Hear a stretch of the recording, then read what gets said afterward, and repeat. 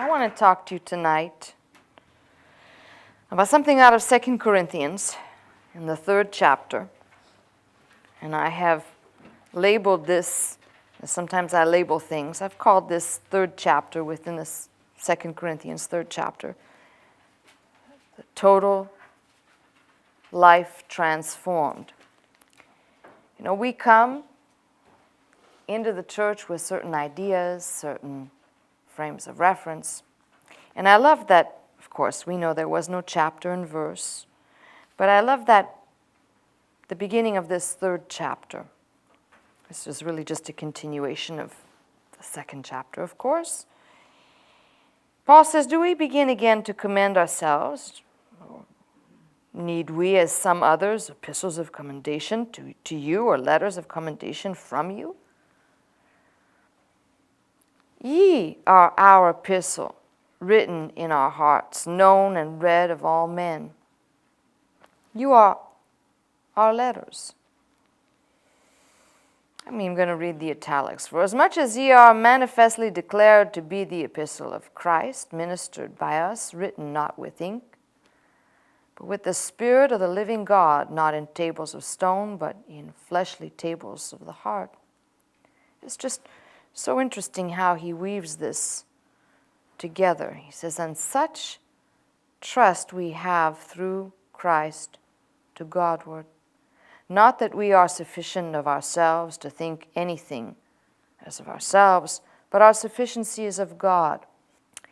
He says, who also hath made us able ministers of the New Testament, not of the letter, but of the Spirit. For the letter killeth, but the Spirit giveth life. And I read through this with you previously, but what I've done here is I've kind of decided to break this down into 2 parts. I looked at all the glory, and last time we did that, we circled all the glory. Where he says here, if the ministration of death written and engraven in stones was glorious, so that the children of Israel could not steadfastly behold the face of Moses for the glory of his countenance, whole lot of glory here, which glory was to be done away, how shall not the ministration of the Spirit be rather glorious? For if the ministration of condemnation be glory, much more doth the ministration of righteousness exceed in glory. A greater glory is here in Christ Jesus. For even that which was made glorious had no glory in this respect by reason of the glory that excelleth. For if that which is done away was glorious, how much more that which remaineth is glorious? It exceeds it, far surpassing.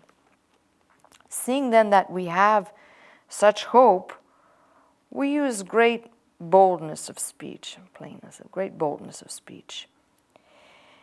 And not as Moses, which put a veil over his face, that the children of Israel could not steadfastly look to the end of that which is abolished, but their minds were blinded. For until this day remaineth the same veil. Now this is what I want to focus on. I want you to focus on the veil tonight. Last time we did this, we looked at the words glory, glory, glory. But focus on this. In verse 13, not as Moses, which put a veil over his face, that the children of Israel could not steadfastly look at the end of that which is abolished.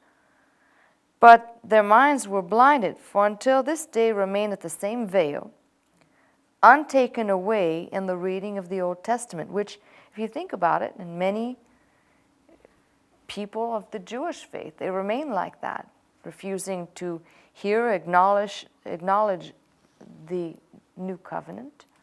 They remain in that frame. And this is what's interesting here. Which veil is done away in Christ. Now, if you see in your King James, you've got that word veil is italicized. And what's interesting is that each time, here again, this is another word which should be rightly defined. All the words for veil, kaluma in the Greek. And this word in verse 14, which veil is done away in Christ. Anna, I got to read such chicken scratch here. Anna kalumenoi. So same cognate, same word. But even unto this day, when Moses is read, the veil, kaluma, is upon their heart. Nevertheless, when it shall turn to the Lord, the veil, kaluma, shall be taken away. Now the Lord is that Spirit, and where the Spirit of the Lord is, there is liberty. We all, with open face, beholding as in a glass the glory of the Lord, are changed into the same image from glory to glory, even as by the Spirit of the Lord. Now, I wrote this last part of this verse from the Greek. And what I translated it, wrote it out in Greek, and then translated it for myself. And what dawned on me is I'd gone through this passage maybe about 2-3 weeks ago. But as I reread it and did the translation, I thought this was interesting because, as it says here, but we all with open face beholding, but all, imais te pantes. But when it says with open face, it's having been unveiled. It's the same word, ana ke kalumenoi, same root as the veil being lifted from above. So when it says, but we all with open face beholding, it's using the same veil word, but unveiled from above. But we all, having been unveiled from above, if you will, with, it says, as in a glass, the glory of the Lord. I like the fact that the way I translated this, it'd be good to say, seeing, if you will, seeing the reflection of the Lord. In other words, with unveiled face, the unveiling coming from above, it would be safe to say, instead of saying as a glass, think of it as we are looking into a mirror. We're looking into a reflection. And I like the other thing here, that the glory of the Lord are changed into the same image. That word ten auton icona, from where we get icon, looking into that reflection or into that mirrored image, we see the imageness, if you will, of God being transformed, when it says are changed, we are, Greek word, metamorphemetha. We are being transformed. We are being metamorphosed into that image from glory to glory. And I thought, that's pretty, if you think about it, that's why I said this is the transformed life. We all come with some idea. Most of us come into the church. We don't come into the church understanding the liberty that's in Christ. We come with some, even if we don't come from a legalist frame, we come from some legal mindset.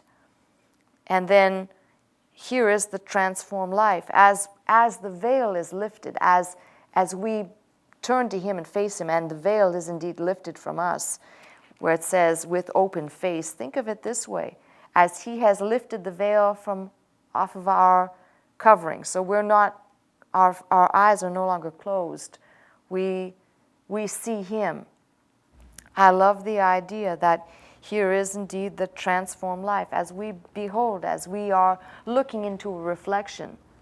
Because I used to think it was in a glass. But as I read this, it's pretty apparent. You could translate the word for glass, but you'd be much better off using it as the ability to see the reflection. And you are not seeing yourself. You are looking at and beholding Christ. This is how we are metamorphosed into that same image.